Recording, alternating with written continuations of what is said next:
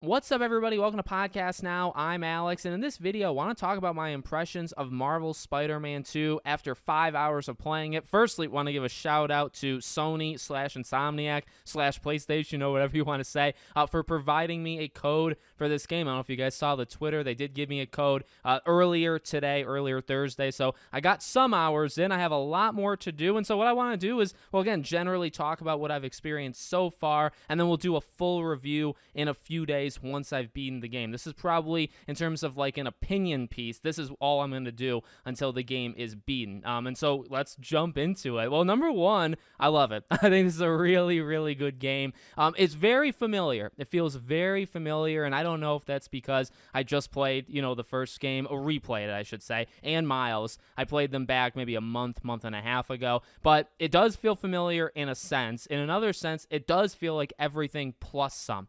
And what I mean by that is the web swinging does feel improved, does feel added to. The combat does feel improved, does feel added to. But it feels very, very familiar to what you've already played. It's just kind of building on top of it. I think the main thing for me that I was looking forward to, we talked about leading in, was the story. I'm not going to spoil anything. No spoilers here. But so far, so good. Nothing that's like absolutely... Well, the beginning, and I don't want to spoil the beginning, but the beginning is absolutely incredible. I'd say the first 30 minutes. It's kind of a benchmark. You think to God of War 3, then God of War 3, Uncharted 2, there's a couple examples of PlayStation games that have started extremely strong. I think this game honestly would match it. I feel like the beginning of Spider-Man 2 is absolutely incredible, and it slows down after that, but it gets you into the rhythm, right, of all the side things that you're going to be doing and just how you're going to be swapping between the two Spider-Men, and so far, so good. I mean, it's interesting because, the combat, I think, already was so good, okay? And I've talked about, the combat, I think, is really cool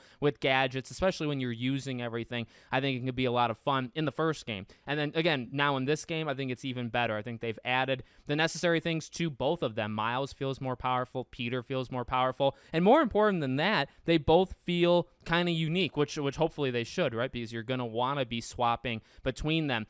I would also say this as a general thing. It seems like they've cleaned up a lot of the, and not fully cleaned up, but if you had an issue with crimes, they cleaned it up a little bit. If you had an issue with some of the collectible, like the collectathon stuff around the world, they cleaned it up a bit. They're still out there, and they're still, I think, there to populate the world. I don't know if you need to go around taking 30 pictures, but it's there. It's for a new reason this time. I feel like almost for a better reason. I think it's kind of more interactive. That is something I probably can spoil. This time you're taking pictures kind of things happening, whereas in the first game it was more about actually I believe it was literally landmarks, right? So you'd go around, you take pictures of like Avengers Tower. In this one, you're doing it for money, even though you don't actually get paid. You do it for money, and you're going around, you're trying to show off the city. So you're looking for like specific events. So you might take a picture of people doing like a frisbee with a Captain America shield, or doing a chess match was one that I found. So it's kind of like unique events, and that's what I mean. I'm not going to go over all of them,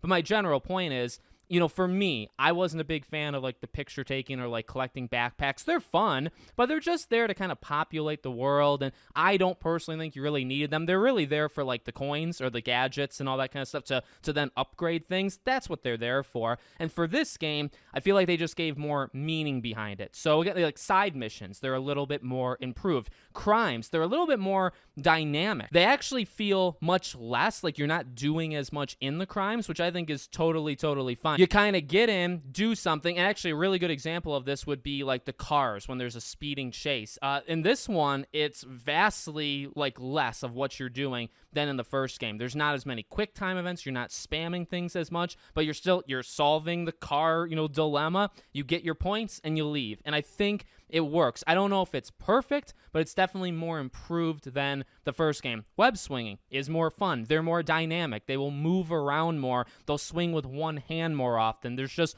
more to do. Obviously, I actually haven't been able to do a loop-de-loop or things like that yet, but just in the general getting from point A to point B, they are more dynamic in their movement. And so again, this is not redoing everything. This is not building it from the ground up a second time. You could technically, they already did that the first time, but it's what we're used to. It's what was already good, and then they improved it, honestly, across the board. The only thing maybe they did, like stealth. Stealth is pretty much exactly the same. At least, like, there's new gadgets like that web line thing you could walk across. There's like new ways of, I guess, getting from point A to point B to then do a perch, takedown. But generally, it's the same, stuff. So maybe stealth isn't all that improved, but combat feels a little bit more powerful, feels a little bit more fun because of the new stuff they added. Again, in terms of movement, just from point A to point B, the story so far is definitely good. I like where it's going. I feel like it's predictable. Like, I have an idea of where it's going in my head, and if I'm able to predict it, then obviously we'll have to talk about that in the review, right? Because I don't want to give away